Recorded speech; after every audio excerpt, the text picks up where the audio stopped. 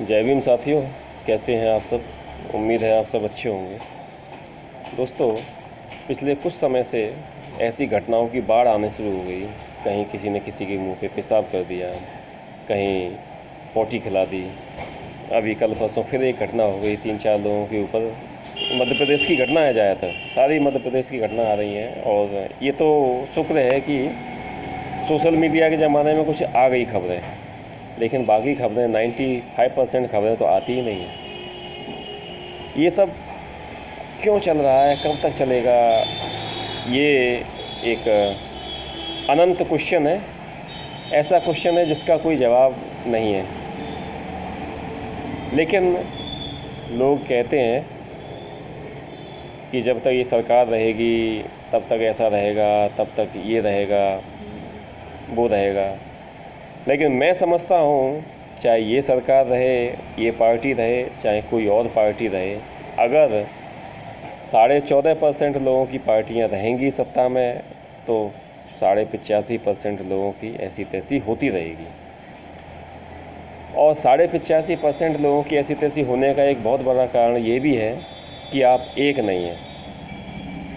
आप पैर खींचने वाले हैं, हाथ खींचने वाले नहीं।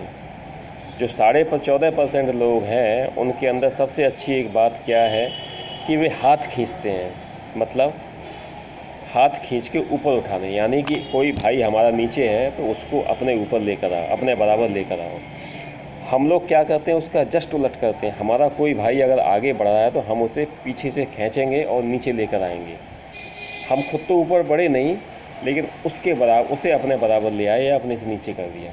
ये वो यहाँ होते हैं, उनका कोई भाई नीचे होता है तो वो उसको हाथ पकड़ के खींचते हैं ऊपर कि आओ भाई तुम हमारे बराबर आओ। आपने देखा होगा, पीएचडी कर रहे हैं, नौकरियां लगा रहे हैं अपने रिश्तेदारों की, अपने भाई बंद, ये वो हर तरह के उनकी जॉब्स लगवा रहे हैं। न्यायपालिका में, कार्यपालिका में, सभी जगह वो लोग हैं। उनकी संख्या मात्र 14.5% है, और उसमें से भी 3.5% जो सबसे टॉप पर अपने आप को मानता है, उसकी 70% से ज़्यादा क्षेत्रों में भागीदारी है। 70%। न्यायपालिका में तो 95-98% है। सुप्रीम कोर्ट और हाई कोर्ट्स में तो 98-99% वही एक जाति है जो 3.5% जिसकी आबादी है। यानी कि सारी टॉप पोस्ट पर जहाँ से फैसले लिए जा सकते हैं, दिए जा सकते हैं, या किसी चीज़ को प्रभावित किया जा सकता है, देश को प्रभावित किया जा सकता है, उस जगह पर सभी लोग वही लोग हैं। आप लोग क्या कर रहे हैं, सोचने वाली बात है। आप लोग क्या कर रहे हैं। 50.5% आरक्षण आपको भी मिला था, आपने तरक्की की, लेकिन आपने जैसी नौकरी मिलती है आप वैष्णो देवी भागते हैं, बैजनाथ भागते हैं, केदारनाथ, बद्रीनाथ भागते हैं, है ना। आपने क्या किया, मिशन के लिए क्या किया, परम पूज्य बाबा साहब के लिए, तथागत गौतम बुद्ध के लिए, और हमारे जो बहुजन समाज के महापुरुष हैं उनके लिए क्या किया। मैं दावे के साथ कह सकता हूँ कि 95% बहुजन समाज के लोग अभी तक अपने महापुरुषों को नहीं जानते। उनके बारे में कभी पढ़ने का वक्त नहीं मिला उन्हें। लेकिन उनसे पूछ लो पूरी कथा, हनुमान की कथा पूछ लो, देवी की कथा पूछ लो, उनसे सत्यनारायण की कथा पूछ लो, कोई भी चीज़ें पूछ लो, रामायण महाभारत के बारे में पूछ लो, सब बता देंगे। फलाना पेज नंबर, ढिमका, ये वो कहावत, ये वो सारी चीज़ें बता देंगे। उनसे पूछो बाबा साहेब ने जो राइटिंग एंड स्पीचेस लिखी थी उसमें कुछ पढ़ा, बाबा साहब की कोई किताबें लिखी थी, कोई पढ़ी। बुद्धा इस धम्मा, उनकी किताबें थी, वो पढ़ी।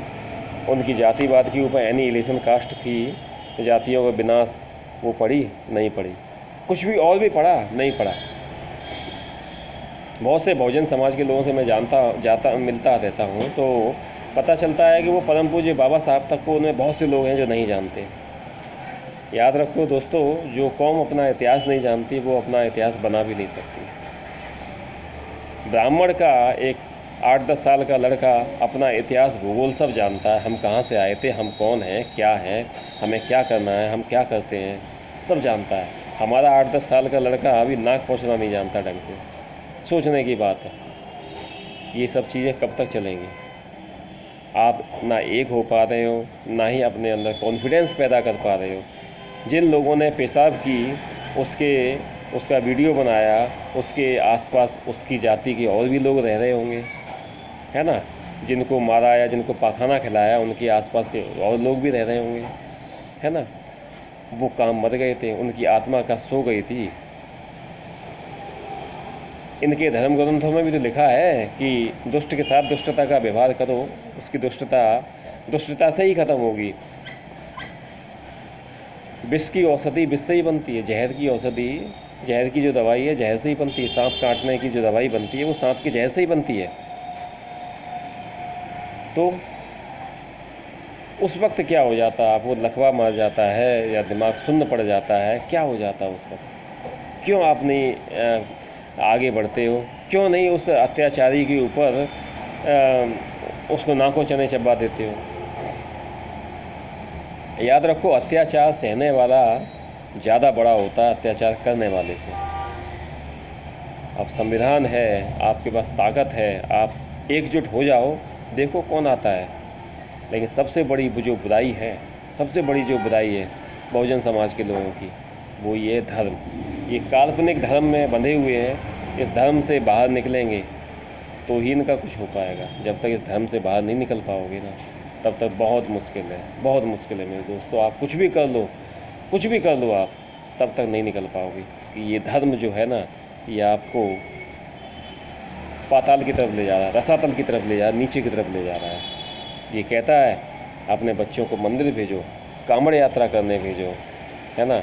जब ये सब करेगा, इनके जो देवता हैं भांग धतूरा खाते हैं, बलि मांगते हैं, शराब पीते हैं, लिंग की और योनि की पूजा करवाते हैं, जब तक ये सब चलता रहेगा ना, तब तक आप आदमी नहीं बन पाओगे, तब तक आप आगे नहीं बढ़ पाओगे, तब तक तरक्की नहीं कर पाओगे।